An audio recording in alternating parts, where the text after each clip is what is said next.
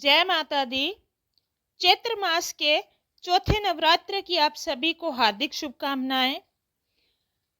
चौथे नवरात्रे में मां कूष्मांडा की पूजा की जाती है। चौथा नवरात्रा मां कूष्मांडा को समर्पित है। चैत्र नवरात्रि के चौथे दिन मां कूष्मांडा की इस विधि से पूजा करेंगे और पढ़ेंगे व्रत कथा तो बीमारियों से मुक्ति मिलेगी। नवरात्रि का चौथा दिन मां कूष्मांडा को समर्पित है, तो चलिए इस दिन की पूजा विधि और व्रत कथा के बारे में जानते हैं।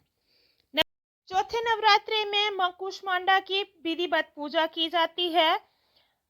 मां कूष्मांडा देवी दुर्गा का चौथा स्वरूप है। माना जाता है कि मां कूष्मांडा ने ही सारी सृष्टि की रचना की थी। हिंदू पौराणिक कथाओं के अनुसार वो ब्रह्मांड के अस्तित्व में आने से पहले पैदा हुई थी। उन्होंने अपनी मुस्कान से सूर्य, चंद्रमा और अन्य ग्रहों की रचना की। देवी के इस स्वरूप की 8 भुजाएं होती हैं। माता कूष्मांडा सिंह की सवारी करती है। उनके 8 हाथों में धनुष, तीर, कमंडल, कमल, त्रिशूल, चक्र और दूसरी जरूरी वस्तुओं के साथ चित्रित किया गया है। ऐसा माना जाता है कि जो लोग माता कूष्मांडा की पूजा करते हैं उन्हें समृद्धि, अच्छी दृष्टि, मानसिक कष्टों और बीमारियों से मुक्ति मिलती है। तो चलिए इस दिन की पूजा विधि और व्रत के बारे में जानते हैं। नवरात्रि का चौथा दिन माता कूष्मांडा को समर्पित किया गया है। इस दिन माता कूष्मांडा की विधि विधान के साथ पूजा की जाती है।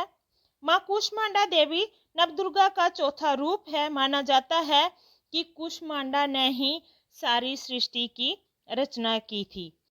हिंदू पौराणिक कथाओं के अनुसार जो ब्रह्मांड के अस्तित्व में आने से पहले पैदा हुई थी, उन्होंने अपनी मुस्कान से सूर्य, चंद्रमा और अन्य ग्रहों की रचना की थी। ऐसा स्वरूप सिर्फ मां कूष्मांडा का ही है। देवी के इस स्वरूप की 8 भुजाएं होती हैं। मां कूष्मांडा सिंह की सवारी करती हैं। उनके 8 हाथों में दिव्य अस्त्र सुशोभित हैं। दूसरी वस्तुओं का चित्रण करें तो मां कूष्मांडा देवी बहुत ही सौम्य स्वभाव की देवी हैं। ऐसा माना जाता है कि जो लोग कूष्मांडा देवी की पूजा करते हैं उन्हें सुख, समृद्धि, बुद्धि, बल मिलता है। बीमारियों से और मानसिक कष्टों से छुटकारा मिलता है। तो चलिए आज हम विधि विधान के साथ मां कूष्मांडा के व्रत की कथा के बारे में जानते हैं। मां कूष्मांडा की पूजा विधि इस प्रकार है। मां कूष्मांडा की पूजा करने के लिए सबसे पहले चौकी पर माता कूष्मांडा की प्रतिमा या तस्वीर को स्थापित करें। फिर गंगा जल या गौमूत्र से शुद्धिकरण करें।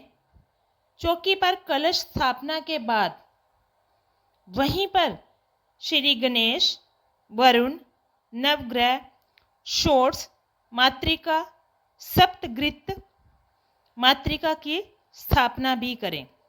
इसके बाद व्रत पूजन का संकल्प लें और वैदिक एवं सप्तशती मंत्रों द्वारा मां कूष्मांडा के साथ समस्त स्थापित देवताओं की पूजा करें। इसमें आवाहन, आसन, पादम, अर्घ्य, आचमन, स्नान, वस्त्र, सौभाग्य, सूत्र, चंदन, रोली, हल्दी, सिंदूर, दुर्बा, बिल्वपत्र, आभूषण, पुष्पहार, सुगंधित द्रव्य, धूप, दीप, नैवेद्य, फल, पान, दक्षिणा, आरती, प्रदक्षिणा, मंत्र, पुष्पांजलि वगैरह करें। फिर प्रसाद वितरण कर पूजन संपन्न करें। आइए चलते हैं मां कूष्मांडा की कथा की ओर। पौराणिक मान्यता के अनुसार मां कूष्मांडा का अर्थ कोम्हड़ा होता है। ऐसा कहा जाता है कि मां कूष्मांडा ने दैत्यों के अत्याचार से मुक्त कराने के लिए संसार में अवतार लिया था। इनका वाहन भी सिंह ही है।